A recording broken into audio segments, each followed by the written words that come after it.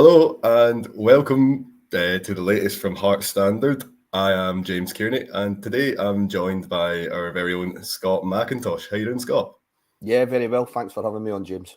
Oh no, it's an absolute pleasure. It's great to have you on. And before we do anything, even before we hear about the world's most fantastic boilers, I'll have a quick apology just to the viewers, the listeners, subscribers, just because we've not had the chance to do many videos over the last week or two.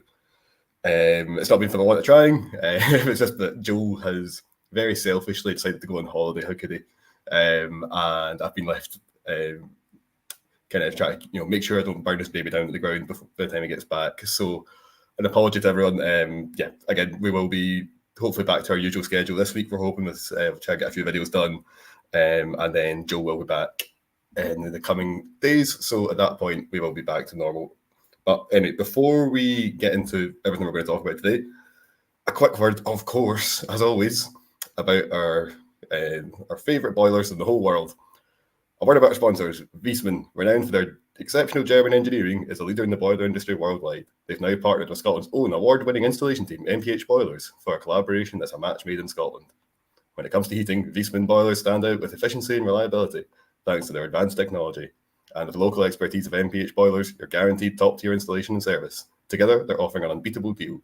A free internet controller with every Viessmann boiler, making it effortless to control your heating. Plus, they're throwing in the first-year service for free, ensuring your peace of mind. If you've been thinking about upgrading your boiler, there's never been a better opportunity. With Viessmann's world-class engineering and MPH Boilers' award-winning service, your home heating is in the best hands. Viessmann and MPH Boilers is a match made in Scotland. Don't wait until it's too cold. Check them out today and step into a warmer, more efficient home. There we are. So, without, we all know where to get our boiler. Let's dig into. Before we get going, I'll quickly run down what we're going to talk about. So, we will, of course, be looking back at Saturday's 3-0 defeat for Heart of Midlothian at Celtic Park. We'll also be touching on a certain Mr. Shankland winning the PFA Scotland Premiership Player of the Year award, becoming the very first Hearts player to do so. And we'll also be talking a little bit about what the future might hold after Shankland's comments after receiving the award. But before we get into all that, we'll have a quick look back at Celtic. So, Scott, you were there. You were in the away end, am I right? Yeah. Yeah. So, what was your take on the game? Because I think that it was a quite unusual game. I was talking to a couple of people on Twitter afterwards about it, and it was weird because you kind of look at it and go, all right, 3-0 defeat. Celtic deserved to win. I think it's probably fair. And I think particularly the last maybe hour or so, it was fairly one way. That was my initial thoughts watching it. But then watching it back, I thought that actually, that only half hour, the Hearts were very good. But even after that, I didn't think it was maybe quite as bad as on first viewing. But certainly, I thought that the scoreline either way was harsh on Hearts. But I don't know, what was your take on it all? Yeah, I think in terms of the sort of pattern that the game was taken for the first 20, 25 minutes, apart from the scoreline, it was going the way that I felt it could after watching Celtic playing at Dundee the week before. I felt as if Celtic have moved the ball pretty slowly. They're not playing well as a team. And my biggest concern leading up to the game was that they still had individual quality amongst the squad. So although I felt as if this Celtic team this season have been generally quite poor by their own standards, they've still got great players in the team that can come up with bits of magic. And I think that's what happened during that first 20, 25 minutes. As a collective, you still saw those cracks that you've seen over the last few months. But Hatate, his awareness at that first goal, many players would have maybe tried a shot or maybe just sort of, wilted under the pressure a little bit, but he actually does well to just, loft a really good ball into a really good space, and Kyogo's where he normally is, or at least where he was under Postecoglou for the first 2 seasons of his career. The second goal, again, we lose the ball very quickly. Celtic, 2 passes. O'Reilly's vision is superb, and Kyogo's finish is really good as well. There's little elements from a Hearts point of view you could look at in terms of being caught under the ball. I've seen 1 or 2 people maybe question Zander Clark, but I think that's a bit harsh as well. But yeah, you take those 2 moments out of that first 20, 25 minutes, and I think you'd be quite happy with what you were seeing. Again, there was those patterns of play from midfield to forward that really up until the last 5 or 6 weeks we hadn't seen a lot of. Cairney, Devlin getting into those pockets of space. I felt that Grant, Lembikisa, a few of these players really sort of turned up in that opening quarter, but unfortunately the sort of lift that the 2 goals gave Celtic allowed them to get a stranglehold on the game. And I think, unfortunately, our midfield really fell out of the match after that, and it was very difficult for us to get a foot on the ball. And unfortunately, Shankland and Vargas found themselves coming deeper and deeper to try and get involved. So then you've got no out ball as well. So overall, quite disappointed, but there's still elements of that game that you can take away and say, well, look, if we can add certain key parts to that personnel for next season, then there's no reason why we can't go to Parkhead or Ibrox and sort of get that little bit closer and try and get a result. I think that's a really, really fair and good summary of the game, because I think you've kind of got at the gist of the way I feel about it, which is that it's an afternoon full of contradictions. I thought, Hearts were in some places they're actually quite good, in other places it's like, well, they went, if you have one shot and go in over 60 minutes against Celtic or Rangers, like your chances are you're going to be in trouble, particularly at 2-0 down. But no, I think you did some good points. I mean, because I think particularly that opening spell, I mean, there was one point, I remember, I think the possession kind of stats flashed up after about 25 minutes or so, and Hearts has had the majority of the ball. There's not many teams that go to Celtic Park and control the ball like that, and I thought that was really encouraging. And like you say, yeah, there's those individual moments, those fine margins. I mean, when you look back at particularly the first goal, I mean, there's, obviously Shankland's on the line, but Kyogo his starting position's behind Xander Clark, and he darts forward just as Clark moves back, and it's like, it's very, very tight. There's not much in it at all. So I think, there's a bit of sympathy there. And like you say, the second goal, I mean, the ball from O'Reilly's just, I mean, it's out of this world. There's not, like, again, I think the one could have been prevented. I mean, because I think the really frustrating part was I've watched the game back, and in the 2 minutes prior to Celtic winning the ball back, which then eventually led to the goal, Celtic only touched the ball 9 times in 2 minutes, which is incredible. That's, for a away team at Parkhead, that's remarkable. But then the Hearts do lose the ball. 10 touches later, it's in the back of the net. And I think that just shows you it's that way of just, like you're hinting at there with they've got that star quality. They've got guys like, O'Reilly's passing's incredible. Kyogo's movement's incredible. We know this, and it's just, they can hurt you if you give them that chance. And I think that's what the Hearts did. So, but I think you're right. I mean, I think there are positives to draw from it. I think that, I thought that Naismith's comments after the game were actually really interesting. He was saying that he thought the performance was basically as good as the 2-0 win back in December. He pointed out the Hearts made more chances, which is probably true, actually. I think but ultimately, obviously, it's not gone Hearts' way. So, I mean, at the end of the day, I think it's one of those ones where Hearts actually played fairly fine, to be honest. Like, on the first viewing, I wasn't convinced by that, but the second viewing, I kind of watched it back and thought, actually, this wasn't as bad as I remember. There wasn't quite as one-sided. I didn't think, for all that Celtic had the ball and, had lots of shots, they weren't very good shots, or, in very, very, or in very promising areas. So I think that, obviously the result could have been better, but actually performance-wise, not the end of the world. And of course, that meant that the wait for third got delayed by just a little bit longer. And to be fair, Kelly did their best to try and put it off by another week. Obviously, they were playing Rangers at Ibrox, so were 1-0 up at half-time. No, Rangers pulled it right back to 1-0 by the time at half-time, hadn't they? But obviously, Rangers go on to win, carried out of 10 men. And that, finally, after a couple of weeks where it's been right on the precipice, I said the third place is secured, European group stage football is secured. It's time for fans to start digging out the passports.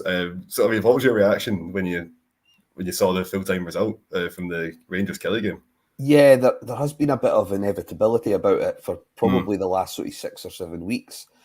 And if I'm honest, when I was watching the Rangers-Kelly game, I was really wanting Kelly to get a result, even a draw, because I just find those types of scenarios quite funny whenever it happens. I mean, a draw would have been ideal because that way nobody wins. Exactly.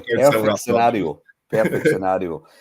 Look, if I'm completely honest, I don't want to watch Hearts playing against a team at the end of the season that are going to be chasing a championship. I feel like I've seen enough Celtic and Rangers teams parade trophies or celebrate league wins either at Tynecastle or at their own ground.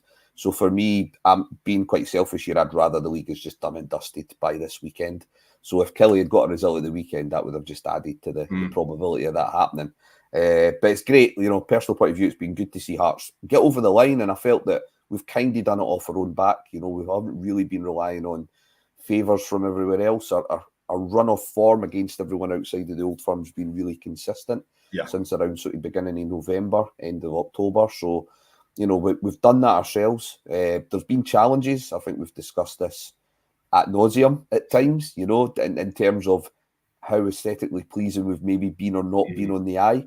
But I think, again, going back to probably what Stephen Naismith's learnt about himself this year, is that when the time came for him to maybe ditch his preference for style of play, he'd done it. He'd done it at the right time. And we eventually just became hard to beat with a good sort of spine to the team. I think in terms of most consistent performers for the season, you're probably looking at Clark, Kingsley, Shankland and Kent. And that sort of provided that spine for that spell over the winter period. And there was other players that came in and done their bit, like Forrest at times, Vargas, Cochrane and Benny and Neuenhoff. But yeah, I think that got us over the line, having 3 or 4 players, experienced players, who were able to sort of carry the team, play week in, week out, and play pretty much to their sort of, top levels, especially Shankland. I think if you look at the XG over that spell, he really did outperform, compared to what he should have done. So yeah, I mean, I think it was as of, because I remember about this the other day, and I think it was from that game, like the 4-1 defeat to Celtic at Tynecastle, where he kind of broke his duck. From that, including that one, over the next 24 games in the league, he scored 20 goals. Yeah, which is just crazy. It's just crazy, But again, I kind of it's what you kind of touched on there. It's like, things at times weren't going well. Naismith wasn't afraid to be pragmatic. And I think that actually, having a really solid defence and then having Shankland up top to hopefully just, kind of pull a rabbit out of a hat every now and again, it's not the worst strategy, as we've seen, and then obviously that's kind of got Hearts to where they are just now. Yeah, it's just about, I think it's about understanding the strengths and weaknesses of the squad. And I think what you've seen during the last month or so, now that we had Ford pretty much sewn up and we're having a bit of a bash at the cup as well, is that I think he is starting to lean towards what he wants to see from his team going forward. Now, the challenge that brings is that we probably don't have the personnel. And I think one of the key aspects that I've seen us struggle in is the fact that we've started to be a bit more aggressive from the back. And I think you saw that in stages on Saturday. You saw Rolls and Kingsley trying to engage with Celtic pretty much on our halfway line, which isn't something we see very often. I thought Rolls I thought he was excellent. On Saturday, I thought he was really, really good. He had a great game, particularly given that he's had poor games, particularly against Rangers in the past, where he's maybe struggled a bit. But I thought he was brilliant from start to finish. I didn't think he put a foot wrong. No, I would agree with that, and I think our biggest challenge is the fact that when we lose the ball, I think we struggle a little bit when we've been a bit overly aggressive, because I think we do lack a bit of athleticism and pace, probably from the back to the midfield. And I think Benny's great with the game in front of him. He reads the game really well. Obviously, his interception stats will be pretty much towards the top end of the league for that position. And he's obviously very comfortable in retaining the ball as well. But I do think there was points on Saturday, and then if you look back at that second goal that we lost at Hampden, where you can see that if we're having to run back towards our goal, I feel like Benny sometimes struggles in those scenarios. And it is something it'll be interesting to see, because it is starting to look as if he's not going to be staying on beyond the summer. It'll be interesting to see what type of player they decide to bring in to sort of fit into that position, because I do think that's something we've struggled with. And if we are intent on maybe being a little bit more cavalier and a bit more aggressive from the back, we probably are going to need people that are going to be quick on that turn and be able to recover. And Rolls is a good example of that. Rolls is actually pretty decent recovery pace, and it'll be interesting to see whether the likes of Lewis Nielsen and that can maybe stake a claim, because that's something that they might be able to bring to that squad as well. But yeah, going back to the whole third place thing, I think it's a good reward for the manager, probably for the club and the board for sticking with him as well. And then for the players, I think even players who have had a rough time of it in terms of form. Everyone's pretty much turned up and sort of gave it their all. So yeah, I think I'm just delighted for everyone, and like you say, it's another good opportunity for fans to make those trips and make some more memories as well. Absolutely, and I think we'll probably do another podcast on this later in the week, focusing properly in on Europe. So we won't dive into the weeds of all just now. What I will say though is to anyone listening, if there's anything at all you want to know about the European games, whether it be how much money's on offer, how much do you get from winning the Europa League, how much for the Conference League, when are the dates, when are the draws, who what are sort of caliber teams Hearts could realistically face. All of this is included in a absolutely fantastic piece by Scotland's coefficient, who goes by on Twitter. He's an expert on kind of European football, the coefficient, what it all means, and he's written an absolutely outstanding, incredibly thorough piece for us that went out on, I think it was on Sunday afternoon, would have been right after it was confirmed. If you've got any issues or any lingering questions whatsoever, I suggest you give that a read. I can't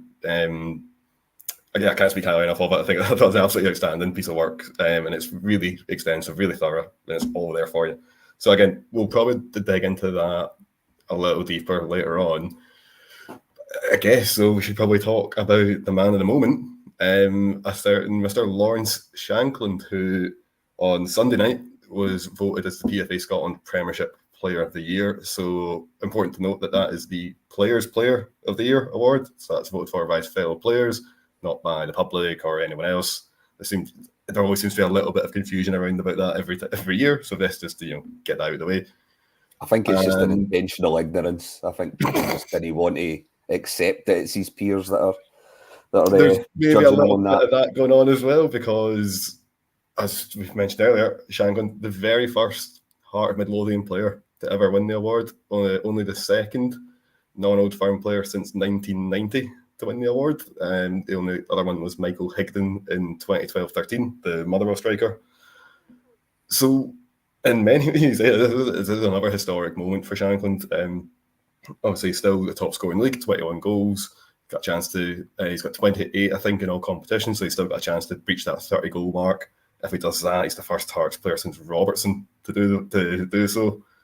He's first Hearts player since, I think, is it Willie Gallagher over 60 years ago to get 20 goals in back-to-back seasons. Yeah. Whatever way you look at it, you can take your pick. Pick whatever stat you want. I guess the guy's a modern great, isn't he? Is he a club legend? Is that going too far?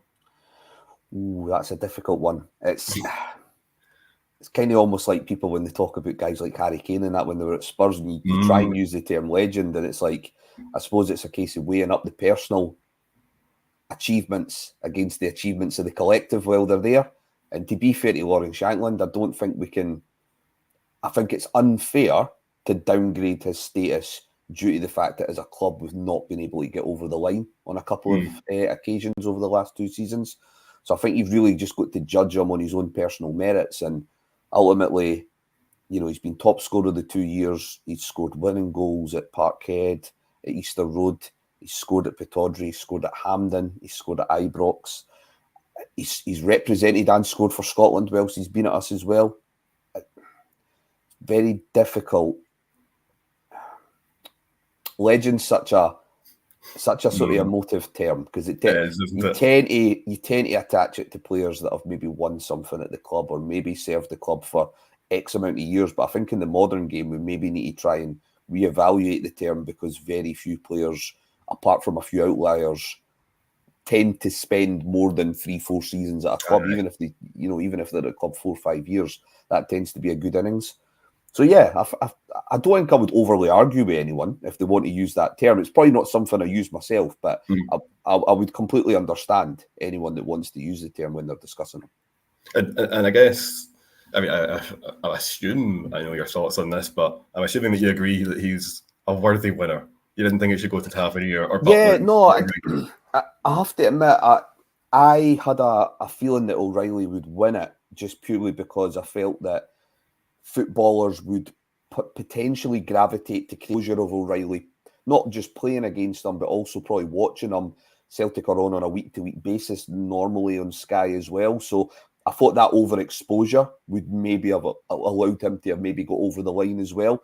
He's been linked with Atletico Madrid in January, so you'd imagine people would notice that. But to be fair to Shankland, Shankland's had plenty of column inches in newspapers over the last few months, so maybe that didn't do him any harm. But I felt he was the deserved winner, in terms of how far he's carried Hearts over the last few months. I think, Celtic would maybe make that argument over O'Reilly, considering Hatate and McGregor have had their injury issues.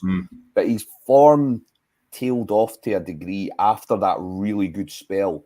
The first 2 or 3 months of the season, he was sensational. And then he's still been good and he's still had his moments like you saw on Saturday. But yeah, I think it was deserved for Shankland, considering what he's overall contributed to the club.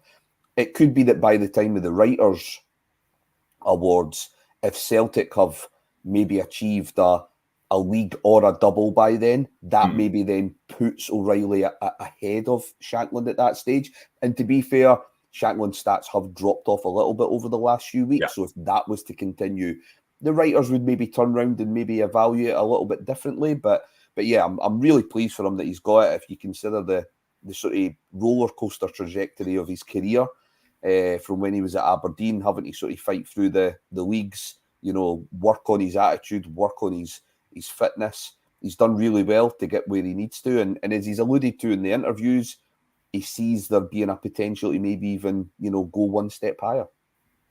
No, absolutely. I mean, just one thing there that made me think, like, I was kind of similar to you. I thought it was probably between Shankland and O'Reilly for it. And you think, don't go wrong, O'Reilly, he's obviously a wonderful footballer. And he's got a big move coming, you'd imagine, to some fantastic club. But I think, though, in terms of when I think of it, the fact that, it's voted for by the players, I just think of how many players this season have trudged off a park, having just lost a game and going, that's just because of Shankland. If it wasn't for him, you hear a lot of opposing managers, talking about, that's a tight game. Shankland was a difference, that kind of thing. And I remember looking into it, and he's scored against. In fact, there's one team this season that he's not scored against in the Premiership. Do you know who it is? Kilmarnock. Correct. And even then, of course, Rugby Park away, that's the own goal. Yeah, you can't get much closer than that, can you? So that was my thinking behind it, was the fact that he scored against literally everyone. Yeah, and there've been a lot of tight games where he's been the decider, he's been the factor, he's been the reason the Hearts have won. And I reckon that players remember that kind of thing. That was my thinking. But yeah, as I say, absolutely brilliant to see him winning it. A historic achievement. But then, of course, that leads us on to, well, the summer. And I think we can all agree that it's going to be a long one. So after Shankland got his award, he was interviewed, and this went out. We published it at 10:30 last night. It's up on the site just now. I'm not going to read the whole 9 yards of it, but I direct you towards the site if you want to see what happens, what he's saying. But he was getting asked about his career ambitions, his future at Hearts. Obviously, he's entering the last 12 months of his contract this summer. So he says, I'm coming to a point in my contract with Hearts, going into my last year, where conversations will be had. There's no point denying that. We will need to see what comes of those conversations. I've still got ambitions to get to a level. In football, you always find your level. Then you get to a level and say, right, I wasn't good enough there. I don't feel like I've got to that level, but I'm not good enough. It would be nice to kick on, see how far I can go in the game, try and play at a higher level than this. We will see what it brings. But I would never be disrespectful to what I've got at the Hearts. The club have been great for me since I've gone there, and they've given me a real platform to perform at a high level with a top Scottish club. I really enjoy it there. If I'm there for the next season, I'm more than happy. So that's just a wee snippet, just a wee to give you a kind of flavour. There's other stuff as well. Again, I urge you to go read it, because it's probably, obviously Shankland gets asked about his future a lot. I would say that's the most candid he's ever been about it. I thought he was actually quite open, talking about how he has got these higher ambitions, but let's face it, Scott, there's no getting away from it. When you hear him saying those things, when you look at the quotes, it sounds like he's getting ready for a move this summer, doesn't it? Or am I being dramatic? I don't know. I don't know how much you can read into it. I mean, in some senses, it was a classic politician's answer, wasn't it? I mean, he wasn't. He was making sure he was acknowledging where he is just now, and some of the terminology and phrasing he was using was, "Well, I'm hopeful." and I might be able to do that. But I think he knows that a lot of that's out of his control. So yeah, I didn't read into it as much as maybe some people did. Look, if somebody was to put a gun at my head, I think, I'm still very 50-50 on whether he'll be here next summer or not. We've talked about it before. I think there is limitations in his game, most notably that yardie pace that probably excludes him from at least the Premiership and top half of the Championship down south. Potentially, he's more inclined to play in a more technical league, maybe abroad. So maybe it is looking at Belgium and Holland in that again. There maybe is more of a mention that. I should say, sorry to interrupt you, but I should say he did mention that. He did say he's open to the idea of playing abroad. He's not against that by any stretch. Yeah. And I think that would suit him. Again, he's got a young family, so whether that fits in with the family dynamics, another sort of challenge that he would need to try and overcome. I think, looking at it from Hearts' point of view, I think regardless of whether he stays or goes, I think Hearts probably need to put a bit of a timeline on the contract talks. I think the worst thing that could happen to us would be allowing it to rumble on over the whole summer and leaving ourselves short in August and then clambering to try and, pick up on some sort of succession plan and then maybe end up, looking at the loan options maybe down south before the transfer window shuts. So I think Hearts need to be quite bullish here. And although it might lead to a bit of short-term pushback from the fans, I'd like to see the club maybe, speak with Shankland and his representatives and say, we'd be quite happy to get an answer on this by the end of June so that we can get, I appreciate he's got the European Championships, but for me, I think they do need to set a bit of and then obviously what you're hoping Stephen Naismith and Joe Savage and his team are doing is building up that succession plan and trying to look at other options there. So yeah, I think I'd love to see him stay, but there is risks obviously involved with maybe breaking the wage structure and the ceiling. What sort of impact does that potentially have on other people within the squad at that time? I remember, this is going back to 2000 now, but Hearts, when they received the SMG money and they decided to offer, big pay packets to the likes of Fitzroy Simpson and Gordon Petric, that did put noses out of joint. I think that was a bit of a factor towards Gary Naismith eventually leaving the club a few months later. I think from Naismith's point of view, he felt that, he should have been viewed on par with some of these guys that had come in.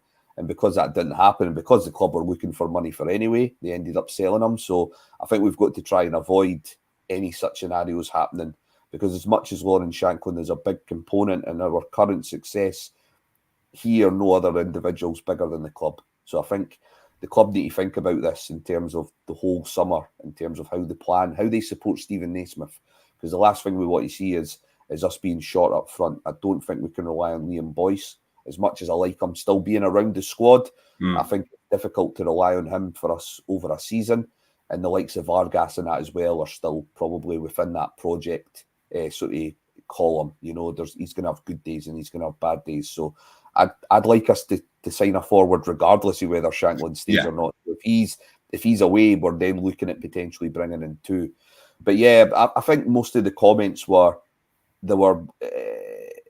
well constructed. I think he'd done well to sort of answer the question and leave his options open, which I think his agents will be telling him to do. You don't, if you're entering negotiations with a club, you really don't want it to sound as if all you're thinking about is staying at this club. Otherwise, you're sort of backing yourself into a corner. So I think he'd done the right thing for himself there. And not yet anyway. I don't think there's anything to alarm the fans yet, but we'll see what happens over the next few weeks once the season ends.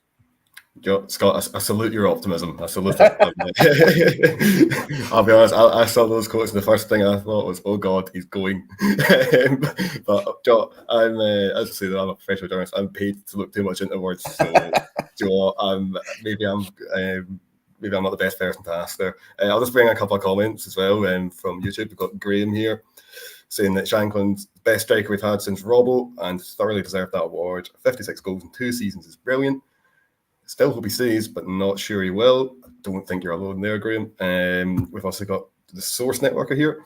Shanks has been an outstanding player with us, captain to the side with passion, along with his goal-scoring qualities, makes Shanks a standout leader and role model. And Joe, that is something actually that maybe doesn't get spoken about all that much, just because obviously, the amount of goals Shankland scores, they're going to dominate things. But you do see those moments of leadership, like we touched on after the Scottish Cup semi-final, where at the full-time whistle, you could see Macaulay Tate was clearly upset, clearly distressed. It's Shankland going over, putting the arm around him, giving a wee pep talk, getting him going again, stuff like that. Just really nice to see. And got a wee comment here from Graham as well, saying that he gets the impression at Shankland, if he does leave, he isn't staying in Scotland, so won't be going to Rangers. I could see him going back abroad again to try and prove himself, as it didn't work in Belgium. I think that's a sentiment we can probably all agree with. I think that nobody wants to see him go to Glasgow anytime soon. And yeah, I do wonder about that.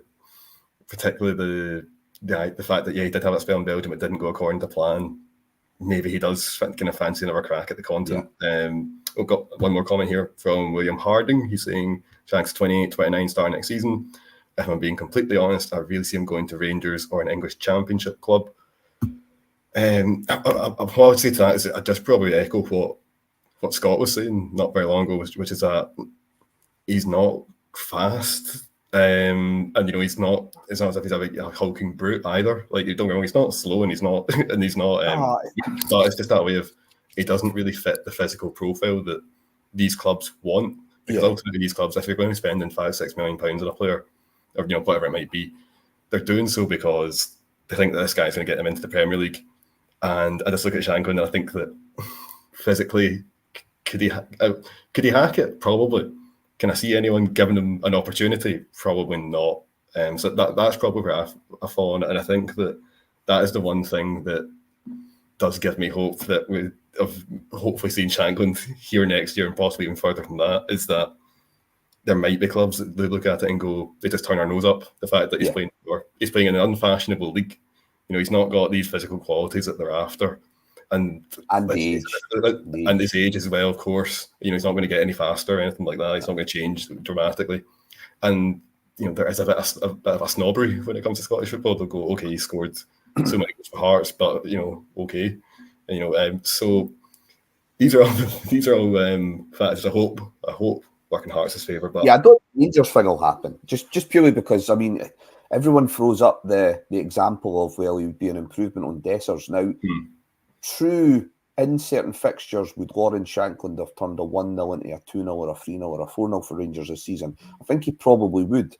But if you look at some of the moments that have kind of plagued Dessers through his career for Rangers, most notably probably that performance at Celtic Park at the turn of the year, people are bringing up those examples where he's running through on goal and he looks like he's running through treacle. And Lawrence Shankland isn't going to improve Rangers in that respect. He's not going to improve Rangers in respect of being quick in transition and then hitting teams on the break. So if that's the moments that you want out of him, I just don't. I actually don't think Philip Cowan rates him. There's, the talk coming from Rangers is that he's not looked at him. If anything, Brendan Rodgers is probably a bigger admirer of him, but then there's reasons why that probably wouldn't happen either. So I think the one thing we can all hopefully pretty much hang our hat on is that he won't go anywhere in Scotland. I think if he goes anywhere, it'll be Europe or potentially Saudi, because of the money that brings. And that I think he alluded to it a little bit in terms of wanting to set himself up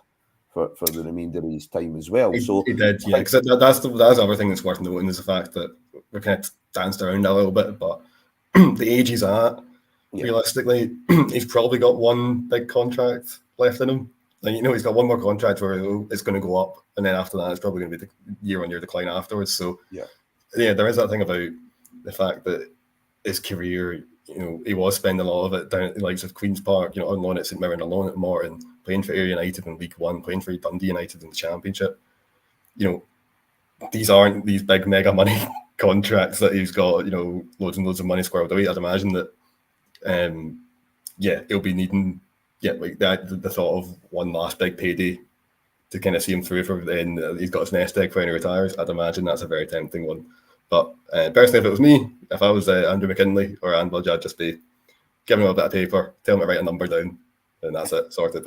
But I don't think that's their negotiating style. So that's probably why I'm absolutely nowhere near a football boardroom. It could be the agent's numbers as well that might be the bigger smack. Not just Lawrence Shankland's numbers, it's what the agents are wanting on top of that. That's true. I'll bet his agent's rubbing his hands together and licking his lips after Well, the you other can night. just see Neil McCann, can't you, on Sportscene every week, just bigging him up. It's like, I'll just add another 0 in there. Quite right. Oh, I'd be doing the same. Absolutely, right. Well, I'll tell you what, we've been on for just over half an hour there, so we'll probably call it a day there. I'm sure we will revisit the subject of Lawrence Shankland in the not so distant future. Like you say, let's just hope that it doesn't become a long-running transfer saga, that leaves Scott scrambling around the last minute, because those rarely end well. But anyway, let's quickly say thank you so much to Scott for joining us. No problem. And thanks so much to everyone as well for listening, for subscribing, for reading, for tuning in. The support really does, it means everything to us. If you're in sports, we wouldn't be doing this. And again, one final apology as well for the lack of video/audio content over the last couple of weeks. But as I say, that should be us back in action now. So until next time, we'll say thank you very much again, and we will see you later. Bye-bye.